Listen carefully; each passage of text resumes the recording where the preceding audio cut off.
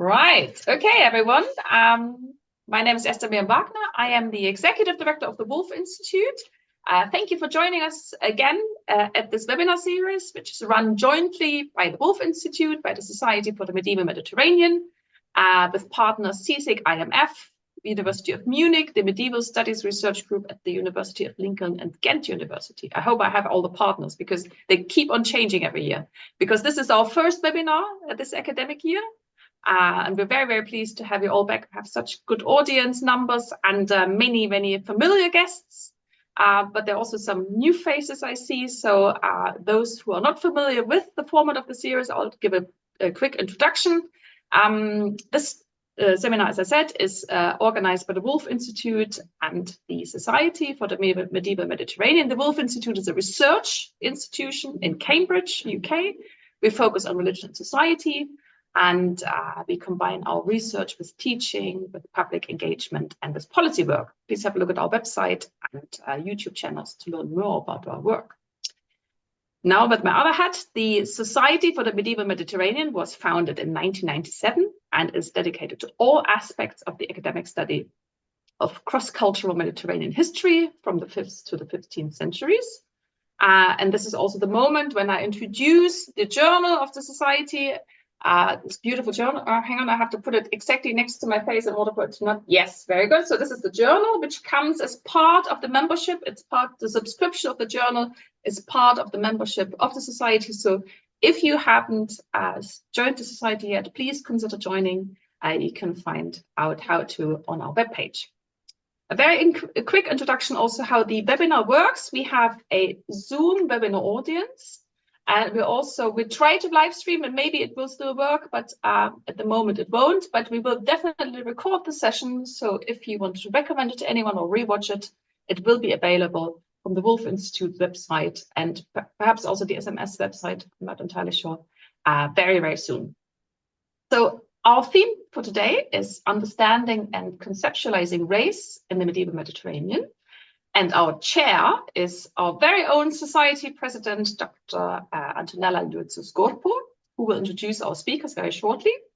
And after hearing the presentations, you can type the questions into the Q&A portal at the bottom of your screens. Please type them in the Q&A portal because it makes it much, much easier for Antonella to channel the questions. At 6, we will stop the video, but if you want, you can stay behind, and then we usually do a bit more of an informal discussion, an informal chat after the talks. Okay, so now it's time to hand over to the chair, to Antonella. Over to you. Thank you, Miriam. Thank you, everyone, for being here tonight. I can see lots of friends of the Society of the Wolf, students, colleagues, so it's fantastic to have you all here, even if virtually, to open this 4th series of webinars. Now we have so many partners, as Miriam said, we might forget to mention some. So just as a reminder, we forgot to mention that alongside Lincoln and Ghent and the Society and the Wolf Institute and the Institut Milan Fontanals in Barcelona, the CSIC, we also have the universities of Liège and the University of Ghent, which we mentioned, and Exeter, contributing to the overall program of events. So just to mention everyone. I'm very, very pleased to chair this fantastic session today because these amazing speakers for today are early career scholars who are mostly dealing with important themes that I think we have sort of touched upon in previous webinars, but an entire one dedicated on race and gender in the medieval Mediterranean, I think is much needed, especially because, as you will see tonight, this is also tackled from different perspectives, from literary studies to historical studies kind of more broadly. So really looking forward to it. So our speakers for today, and I'll mention them in order of how they will present, are first Alexandra Montero Peters, so Ali, for friends. So I don't know whether anyone today is allowed to call her Ali, who works as an assistant professor in history at Texas State University, and she's working on representations of power. This is the title of her forthcoming book, Representations of Power, in the work of a joint friend we have there, Alfonso X of Castile. Castile. And in particular, she's working on one of the manuscripts that she's going to talk about today. And then after Ali, we will hear from Stacey Murrell, who's a postdoctoral fellow and visiting assistant professor of history at Amherst College. And Stacey also has got a fascinating forthcoming book that I hope we will hear more about on the secret life of concubines. And Stacey will present her research that again brings together gender, sexuality, and race and power in the medieval Mediterranean, including the Iberian Peninsula, but also Sicily, Naples, and Al-Andalus. And then last but not least, we have Rachel Schine, who's an assistant professor in the School of Languages and Literature at the University of Maryland, and has got a book out that I'm looking forward to receiving in our library, also because I teach a module on chivalry, so this comes like perfect. So Rachel, that's where you can show the book in real life with her Black Knights, Arabic epic, and the making of medieval race. That I guess is also informs, I guess, also something part at least of what she's going to present today. So I'm going to let space for our speakers to enlighten us, and thanks again for accepting our invitation. Okay, so I'll take over. Thank you, Antonella. Thank you, Miriam. Thank you, everyone, for joining. I have slides, so hopefully they are now up for us, right? Yes, all good? Perfect. Well, without much further ado, since time, I want to get through my material fast. Let me introduce myself, right? So I research the intellectual exchange between Iberia, North Africa, and the Near East, mainly through Arabic and Castilian manuscripts. What interests me are the ways these exquisite objects record how textual, visual, and intellectual traditions traverse religious and cultural boundaries, allowing us to reframe notions of identity in the Middle Ages. Let me see, how do I do this? Today, I will share a case study from a 13th century Castilian manuscript on games that reveals the interpretive potentials of such objects, specifically in regard to represented skin color within frameworks of medieval power and race. That manuscript is the Libro del Ajedrez, Dados y Tablas, or the Book of Games, a late addition to the expansive manuscript project Alfonso X, the Learned of Castile, patroned. Begun and completed in 1283 in Seville, it pulled from Arabic chess treatises, contains illuminations of Muslim men and women, and shares tales from the Islamic tradition of exoticized Indian beasts and kings. It also possesses an impressive array of illuminations depicting daily, courtly, and royal context across the diverse Mediterranean. So my focus today will be this illumination of chess players and entertainers from Folio 22R. There are many details in this illumination, but it is the 5 characters deep complexion that has most frequently drawn modern scholarly attention. Represented skin color in medieval art was certainly significant, functioning as one of many racializing indices. However, uncovering the visual and historical significance of this illumination prompts a reevaluation of how depictions of Black figures are analyzed both within Alfonso's court and elsewhere in the medieval world. Scenes like that of Folio 22R are sometimes treated in isolation, divorced from their manuscript and context, or troublingly, in blanket assessments of similarly complected characters.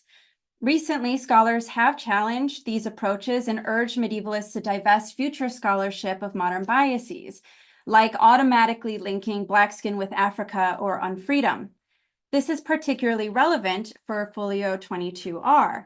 It has something of an interpretive tradition that identifies these men as enslaved because of their skin color, an argument that reifies modern racial constructs and relies on outdated understandings of enslavement in the Middle Ages. I argue for an alternate approach to Folio 22R and those like it, whether visual, textual, or both. The charismatic Black characters of Folio 22R must be contextualized within and not divorced from the bespoke visual narrative of the Book of Games. These particular characters do unique work within the manuscript. They uncover how one Mediterranean ruler, Alfonso X, idealized court culture and crafted iconographies of prestige. The Book of Game advertises and leverages Alfonso and his court's perceived knowledge about and connections to diverse peoples and centers of power from Iberia to India and North Africa to the Mongol world to prove Alfonso's expansive influence. The visual cues of Folio 22R, particularly its inclusion of courtly details, make it one of those wise, well-resourced courts in Alfonso's representation of cosmopolitan power. As such, Folio 22R is given a positive cast. Indeed, its scene mirrors illuminations that exalt Alfonso himself in the Book of Games. So against a rich blue backdrop, a chess game is captured mid-action. Two Black men are seated on the floor maintaining eye contact as they engage in conversation over the chess pieces, their hand gestures emphasizing their dialogue. There is a small red pillow in front of the man wearing red, decorated with the Arabic word Fez, without diacritical marks. Fez, Morocco, then under Marinid rule, was perhaps the location of this scene. Given Alfonso's long-standing imperial desires for North Africa and given his sometimes bellicose, sometimes inviting relationship with the Marinid ruler Abu Yusuf Yaqub, this pillow is a detail that underscores how porous the Strait of Gibraltar was and how significant Marinid centers of power were to Castilian imaginings of the Mediterranean. These men are bearded, wear red turban and long tunics. These features mark the men as Muslim, an identity that seamlessly maps onto Morocco. As for the women, they elevate the scene as they entertain with red fruit, music, and libations. Like the men seated next to the harpist, one wears the expensive transparent linen seen elsewhere in Alphonsine illuminations. This textile is a sign of wealth and privacy attributed in other sources to Almeria and Malaga. As I can discuss further in Q&A, these women are representative of the famous Qiyan tradition from the Islamic world. Such women were often, but not always, enslaved and trafficked alone or in an ensemble. From Baghdad to Seville, they were prized for their erudition and cultivated skills. They mastered courtly entertainment, which always included poetic recitation and singing, but also often included other skills like playing instruments, shadow puppetry, and even chess. In Seville, during Alfonso's lifetime, Muslim travelers remarked on how old women would train these performers and, I quote, sell them to the kings of the Maghreb and Ifriqiya. Within the imagination of Alfonso's court, if not within its real environs, then Qiyan symbolized courtly affluence and sophisticated taste. Such sources about court culture frame for us the power and wealth of the Book of Games to Black men, whom we should say, are Maghrebi rulers. Women like these also appear in a scene featuring Alfonso himself, sadly damaged by humidity, and I can talk about that more later. Alfonso and a courtier here observe a chess match between two women in the same transparent clothing. These fair-skinned Qiyan are singers and dancers given the shining bangles on their wrists and the deep henna that draw attention to their hands and feet, adornments Arabic poetry often includes when describing such women.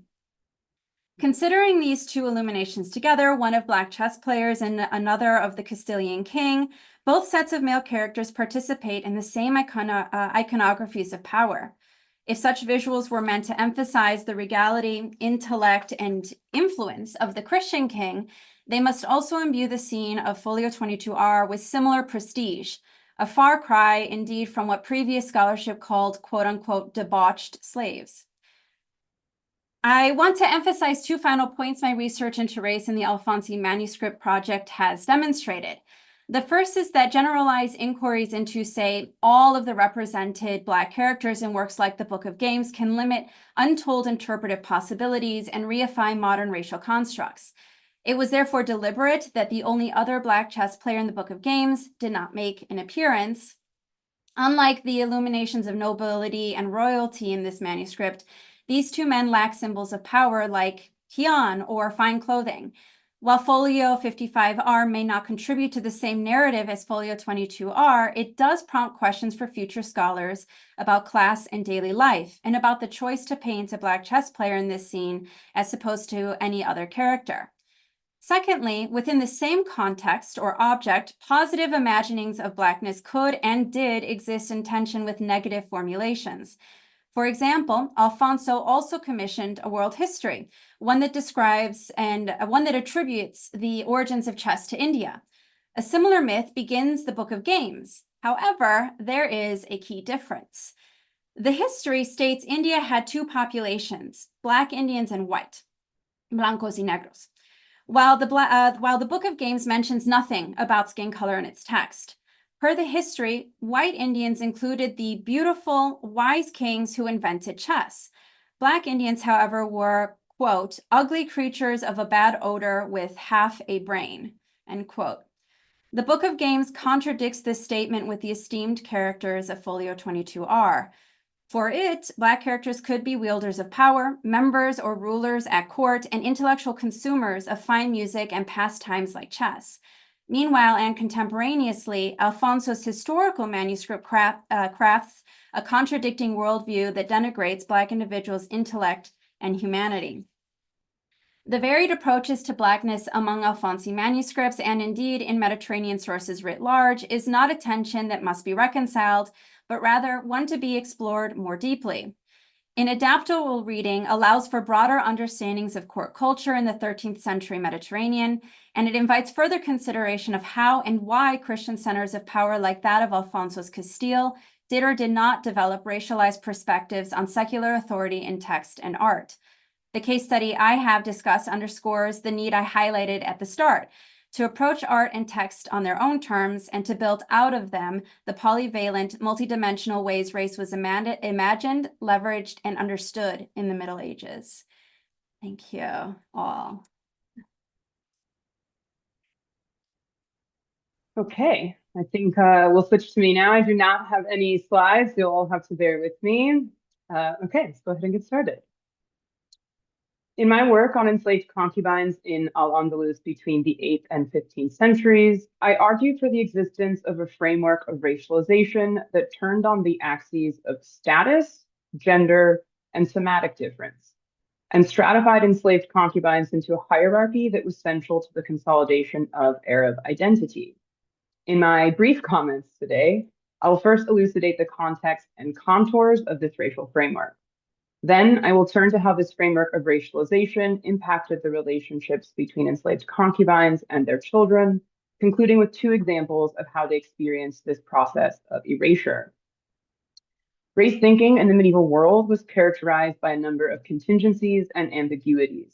By necessity, the categories and hierarchies produced in the Islamic world are not the same as those that predominated in Europe, even as the internal logic which allowed race to cohere into an actionable hierarchy was comparable.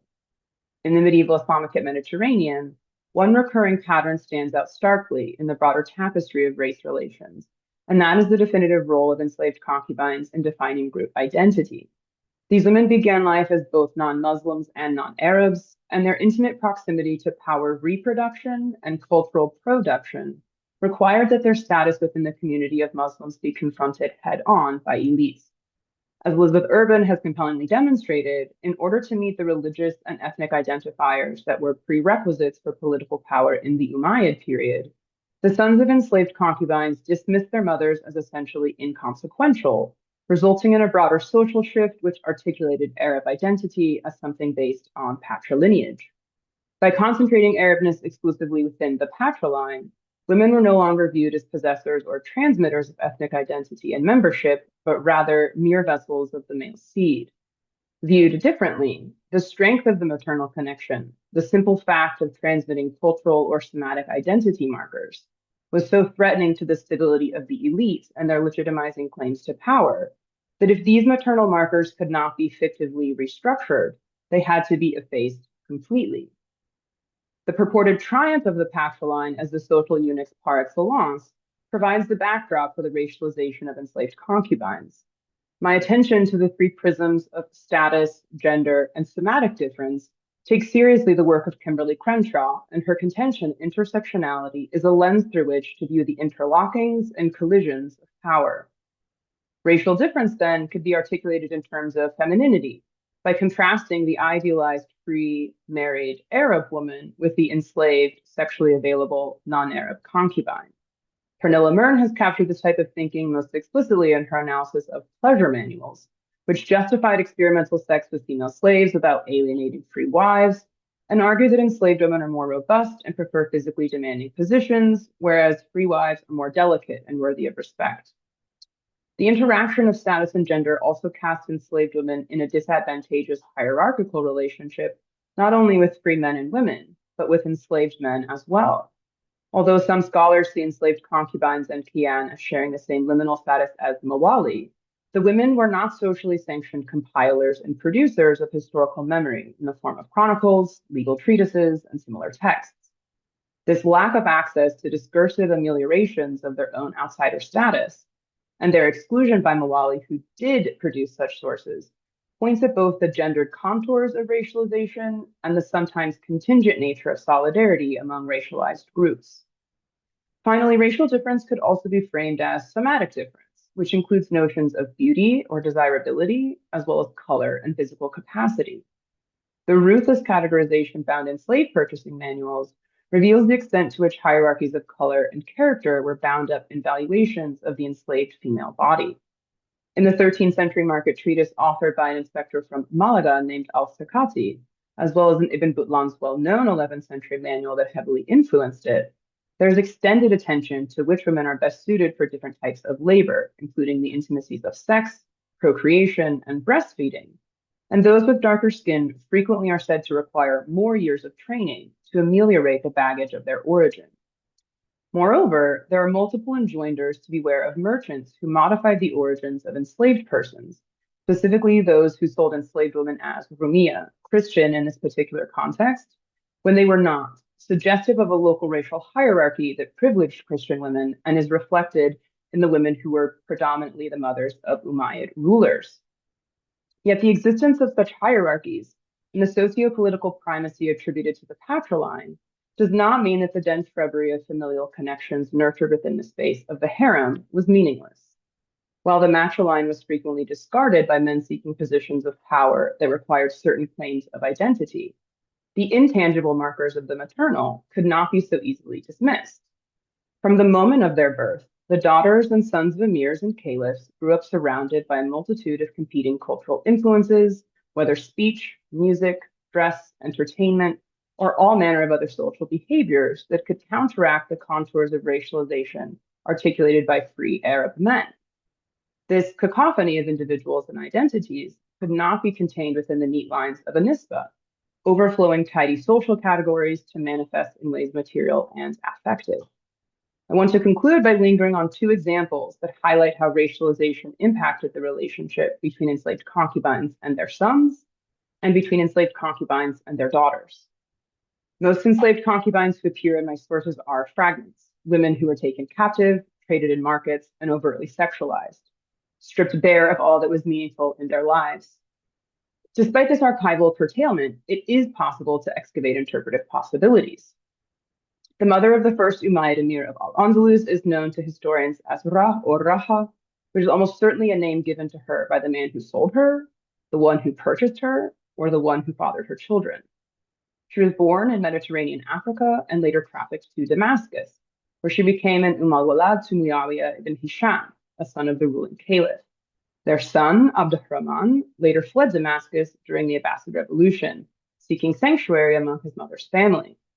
When he later crossed the Straits of Gibraltar to conquer the Iberian Peninsula, his legitimacy in the eyes of Arabs already settled there stemmed exclusively from his patriline, his membership in the Umayyad dynasty.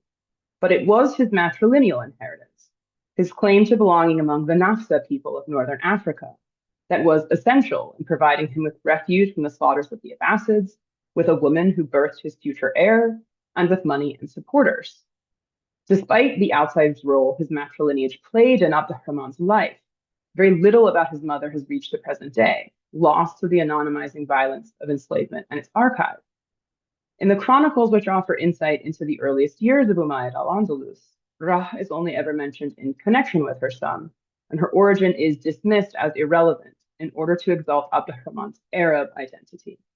For Rah, concubinage meant enslavement and dislocation, while motherhood meant a chance to pass on her familial legacy. Yet for Rah, as for so many other enslaved concubines, this was predicated on the fact that she birthed a son. The traces of women who birthed only daughters are far more ephemeral, but still their presence echoes through the sources. In Ibn Hayyan's 11th century chronicle of the Umayyads, the children of Ra's great-grandson, the Emir al-Hakam I, are enumerated in lists, sons first, followed by daughters. One name among al-Hakam's 30 daughters stands out. It sounds interrupting the smooth unfolding of Arabic dynastic names, Himlal. Several commentators on Ibn Hayyan's text have noticed the distinctness of this name, pointing out its linguistic similarity to the Tamaslic word meaning egg. Himlal has left no other historical traces than her name, but rather than dismiss her because her appearance is fleeting, I want to linger on the fact that her name insists on the existence of an African mother whose name we will never know.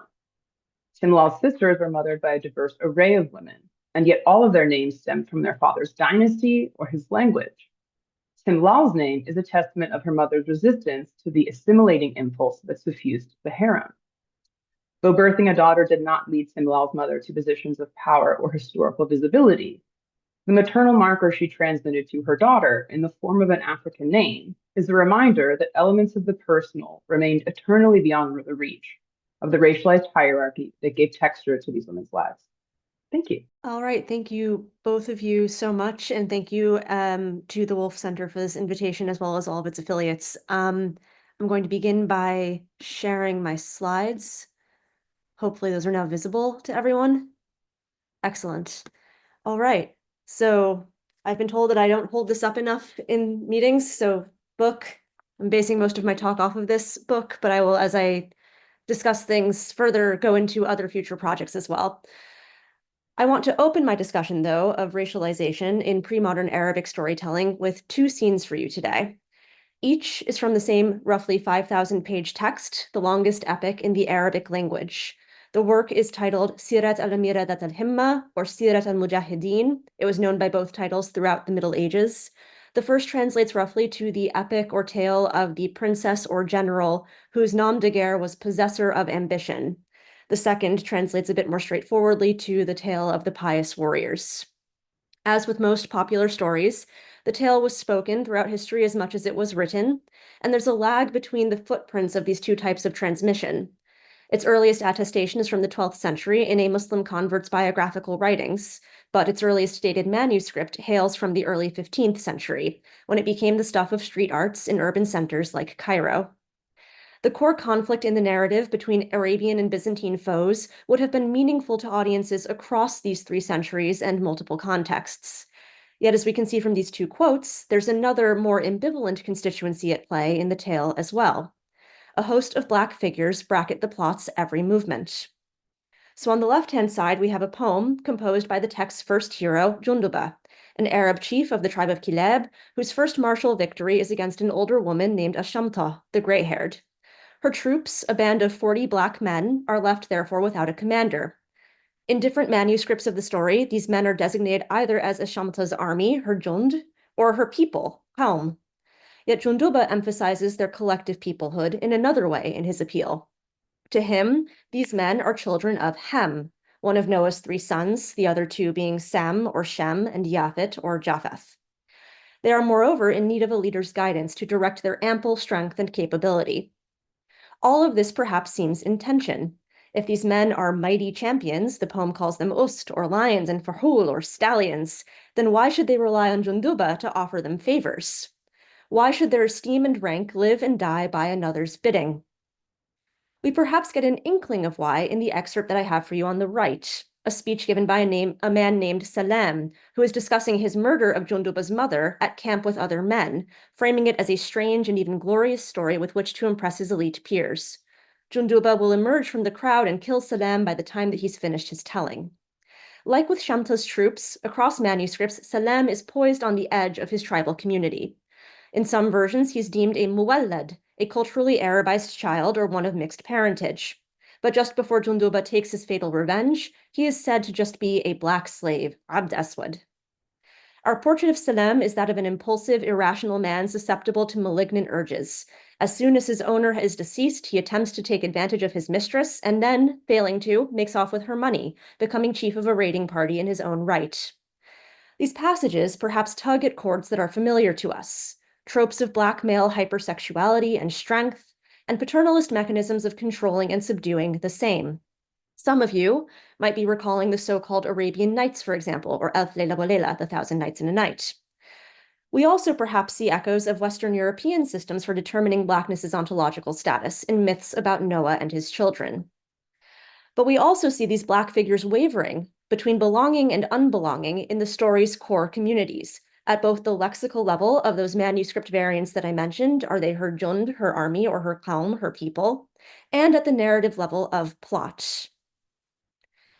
So what if I told you that one of the headlining heroes in this story, a figure at the community's very center, is himself Black? This time, though, it is not because of a genealogical link to Noah's son, Ham. Instead, generations after Junduba's adventures, a child is born into his own chiefly lineage, whose Blackness comes from his evil father's trespass of a sacralized boundary. He has sex with the child's mother during her menses and against her consent. This boundary is not only sacralized, it's also medicalized. This child, whose name is Abdul Wahab, is said to be turned Black by the menstrual issue's dark color. More tensions have arisen here. The story is presenting us with a hero whose very constitution is taboo. In order to follow the story, we must resist the urge to visit the sins of the father upon the child, despite the child carrying the sin's mark. To create this mark, the text also presents us with both heritable and non-heritable concepts of Blackness. Each is as bound up with human reproduction and physiology as the other, but they are subject to different types of scrutiny and, importantly, regimes of legal status. Despite his dark skin, Abdul Wahab is lineally Arab and entitled to his tribal rank, which is a fact that's proven by an imam's judgment during his paternity suit in the story. You can see that reproduced on the left-hand side of the slide. This goes back to patrilineal that Stacey was actually talking about. Throughout the rest of the tale, Abdul Wahab is therefore able to pull the levers conferred by this combination of a certified elite patriline and appearances that mark him to the contrary. He steadily finds, befriends, and assimilates problematic and in-between figures like Salam and Junduba's troops. As a freeborn Arab man, the Black Abdul Wahab uses institutions of military tutelage, manumission, or itq, and clientage, or wala', that are at his disposal in order to do this. We can see these institutions being subtly evoked in the quote in the upper right-hand corner of the slide. So on the one hand, the hero's incongruous and valorized Black Arab Muslimness is emblematic of what Neda Maghbouleh has called a racial loophole. The way that he's raced in the everyday is different than his status on paper. He is recurrently mistaken, despite his patrilineal, for being an enslaved man or a bastard. On the other hand, because of this slippage, Abdul Wahab becomes a portal. He introduces his Black peers through lines of affective and pseudo-agnatic affinity into Arabizing and Islamizing norms. He does this across the epic's broad landscape, including when encountering Black adversaries from faraway lands who have been made so through another medicalized notion, the theory of the climes, or the belief from antiquity that airs, waters, and location of an individual will imprint upon their physical form. At the world's peripheries, the extreme weather's effect on the body's internal balance produces extremes of human difference, like very Black blackness or very white whiteness. Abdul Wahab reaches across these differences continuously, sometimes to the bafflement of his Arab peers, to pull these worldly others through legitimate means into a universalizing and expanding religion's fold. We can see this in the quote in the lower left-hand corner, where Abdul Wahab is witnessing the oncoming armies of cannibal people from East Africa, or the Bilad al-Habash, lands of Abyssinia, called the Banu Aqfur, the people of calamities. And his reaction is much different to them than that of his non-Black sidekick in the vignette. So to put it plainly, in my book, doing my due diligence, I argue that Arabic storytelling makes Blackness in specific ways in order to use it to specific ends. The proof of concept offered by epics, which tell the tales of illustrious warriors pushing the Muslim world's frontiers in times gone by, consists in what I call an aspirational history of Islam.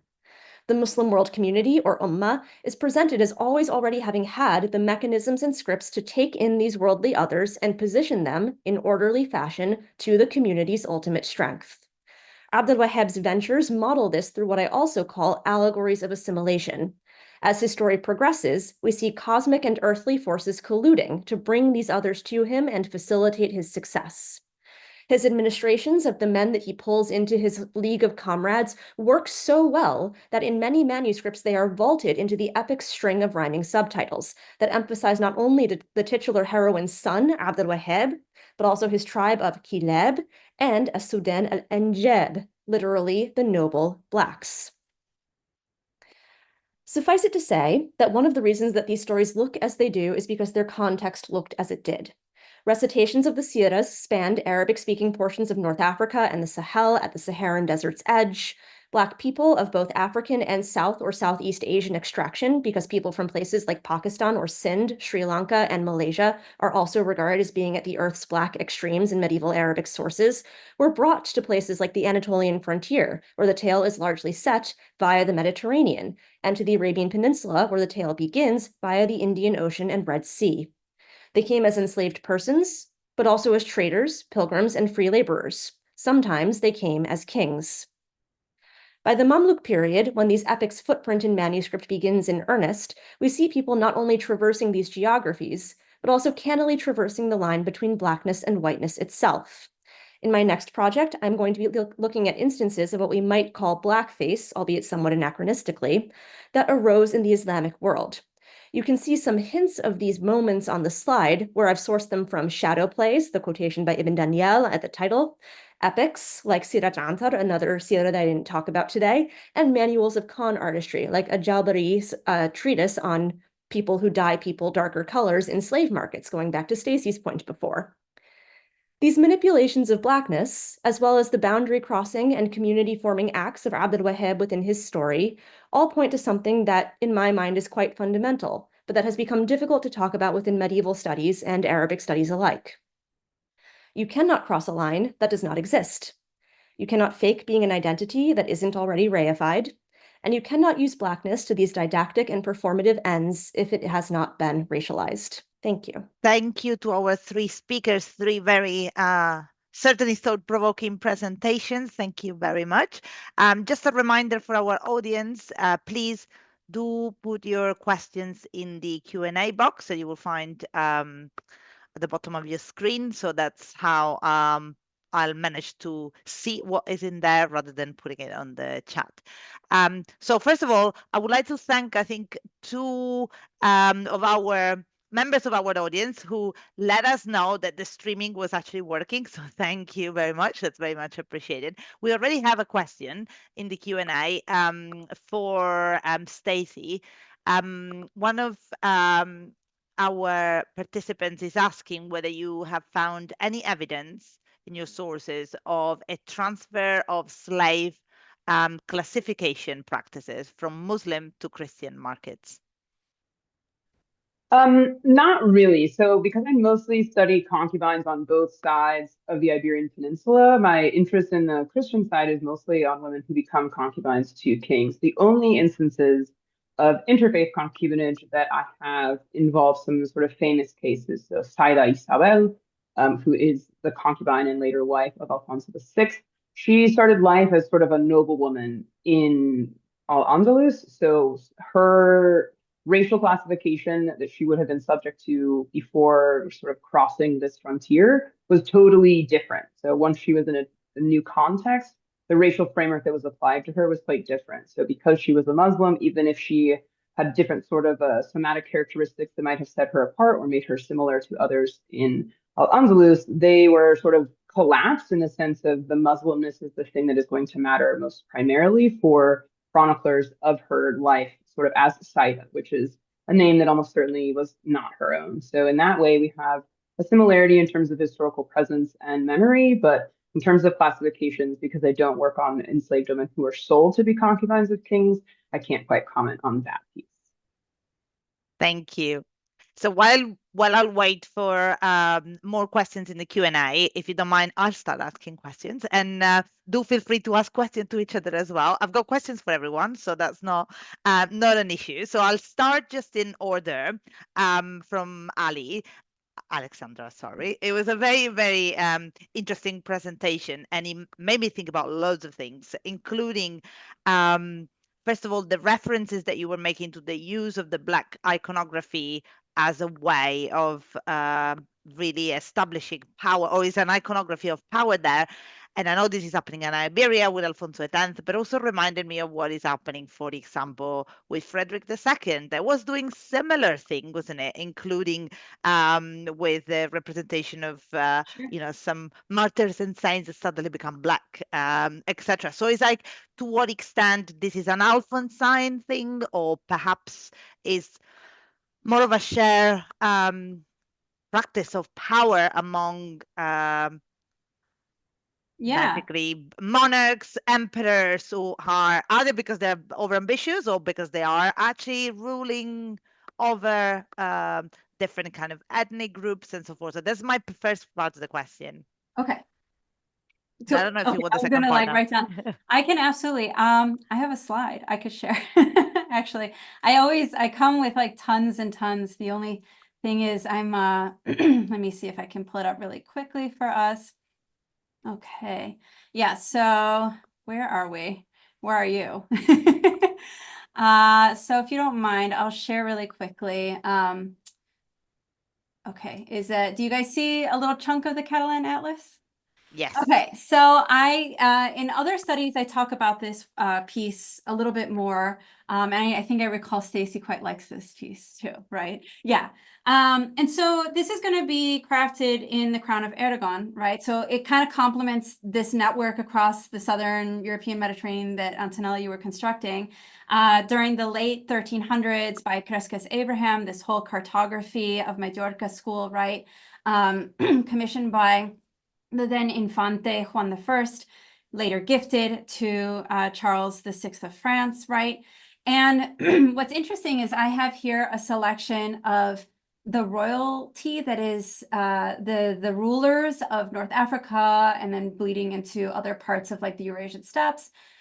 And what's interesting is you can see that this map is an articulation of power, of Aragonese power. The Mediterranean is quite literally littered with the sign of the Senyora, the Aragonese Catalan flag of gold and red.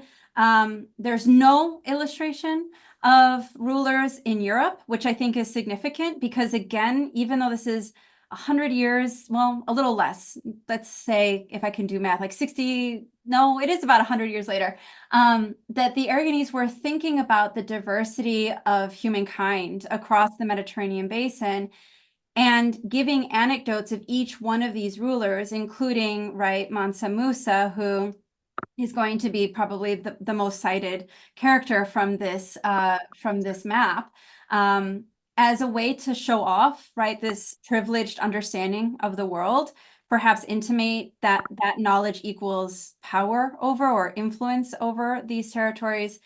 And in a way, right, this sort of Mediterranean medieval imperial imaginings, right? Like, where is Europe situated in a broader spectrum and in a broader world that both like essentializes others, exoticizes other rulers, but necessarily incorporates them within their iconographies of prestige and power at the same time.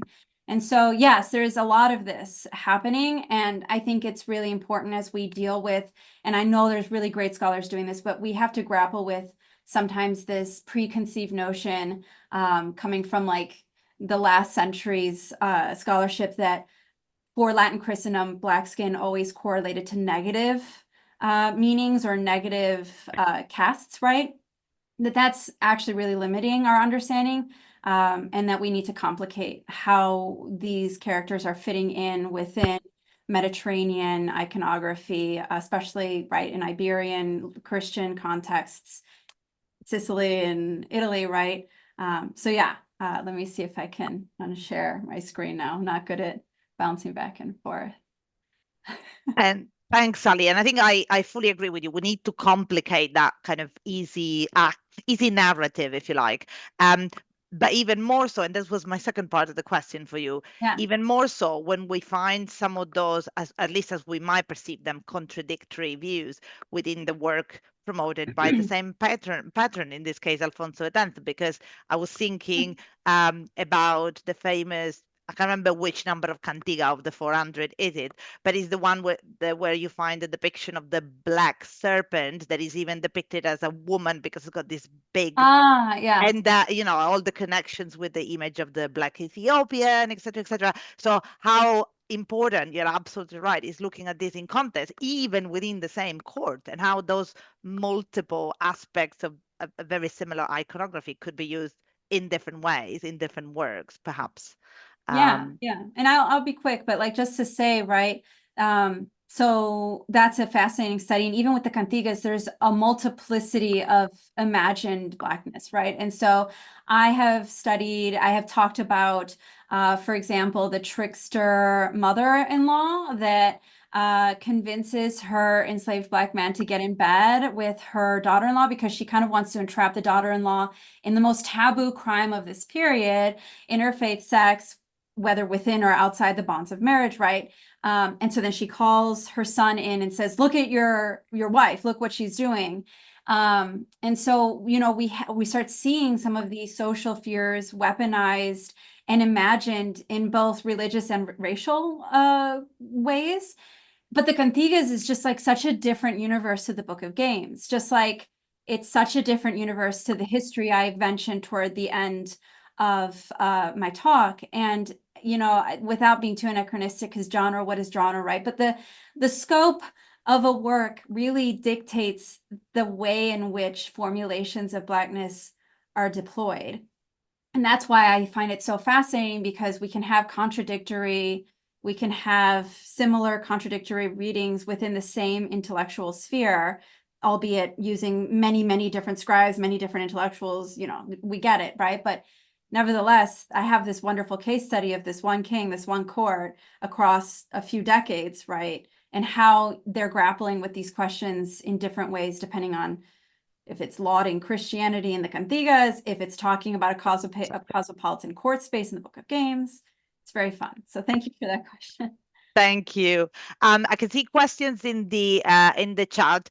I'll ask my question to Rachel, because then I can see in the chat there's a question for Stacey, one more question for Ali. Rachel, thank you for your fascinating presentation. I've got lots of questions, and it really intrigued me, the medicalized kind of aspect of it as well, which was really interesting. But it caught my attention when you mentioned this idea of the allegories of assimilation. And especially so because the sources you're using, because they are epic poems, and because if it's a tradition that used to be oral to begin with, and then in a sense it gets, once you write it down, automatically it gets somehow molded, transformed, etc. So I was just wondering whether those allegories of assimilation kind of evolve with the manuscript tradition, and depending on where that manuscript tradition is kind of developing, and whether you see kind of some particular elements that emerge from that. Yeah, absolutely. So first of all, I should probably say that oral presentations of the epics continued through basically the 1990s, and then they got edged out by television culture and became instead things like Ramadan television series. So they've continued to have an oral component even in new modes of performance. When I say allegories of assimilation, and I'm talking about the idea of cosmic and earthly forces colluding to bring these people to the hero so that he can assimilate them, what I basically am referring to are instances where, for example, you have Black characters who sort of recognize themselves in him. The text will often say things like a jinsi la jinsi mil, kind yearns for kind or leans towards kind, who end up in incongruous spaces, like they're troops in the Byzantine armies, even though they normally would not have been, because they got trapped by the Byzantines when they were going through a frontier that they typically wouldn't have. And then they have this glorious conversion narrative where Abd al-Wahhab is ministered to by angels and things like that. One of the ways that we can see this being very much mitigated by writing culture is in the creation of emotional resonances that build on the basis of suspense that you can really achieve much more in text than you can in live performance. For example, scholars have said that basically there's this emotion that's often registered in written culture in Arabic called ajab, wonderment. that you see much more once things start getting written down. So in performed versions of things like the Epic of the Tribe of Hilal, you don't see that much of a reference to Ajab. But as you see it starting to get written down, you see that there's this sort of layered structure of, oh, you're supposed to be in wonderment at this, or like, isn't this wondrous? So it's trying to cue you explicitly to these moments in a way that you can't achieve anymore through audience feedback or through call and response, because you no longer have the call and response happening in live action. So those are the ways in which the writing is definitely mitigating or mediating these moments that you can sort of speculate on, even if I can't have gone back in time and witnessed a performance from the 13th century of one of these texts. That's a great question. Thank you.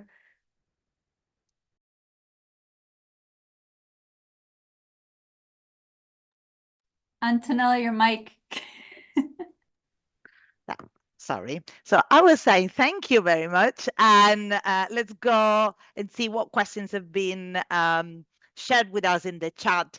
I would like to start actually with a question for all our presenters from Miri. Thanks for joining Miri tonight.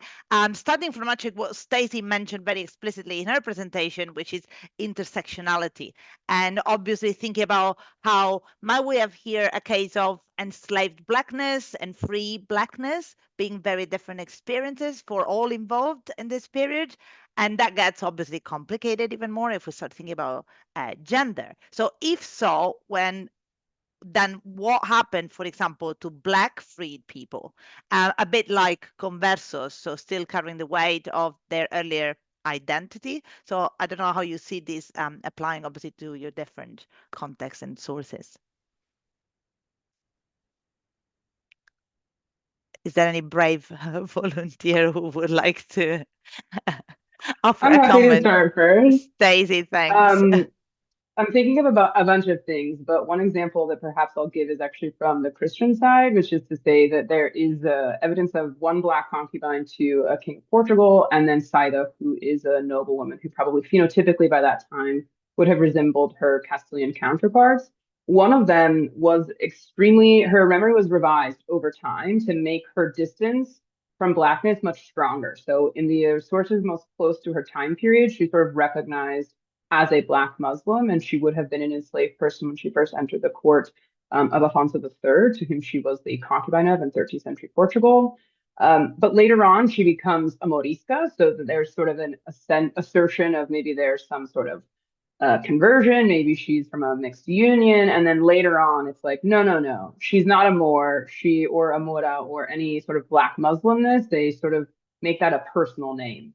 And that is sort of a refutation, I think. And in that sense, you can see that even once she was freed after having had his children, historically, that didn't really matter to the people who are making the chronicles. Whereas for Saida, they're always like, she's super noble, she's the daughter of a king, even though she's not the daughter of a king. So they really have this strong desire to, I think, create a bit of distance from Blackness and royal authority, which is what we see in the case of Madragana, who's the Portuguese concubine, and not so much in Saida's. Another example I'll give is that there is evidence in the Nasrid period of free Black women who were attached to the court of the Nasrid rulers, but they were exclusively in domestic positions. So most of the women who are mothers of rulers at that time are either from the Nasrid family themselves, or between 4 and 10 of them are concubines, and almost all of them are basically Iberian. And so I think by that time, much later than the Umayyad period, you have a sort of calcification of these racial hierarchies, regardless of whether or not it's free or enslaved.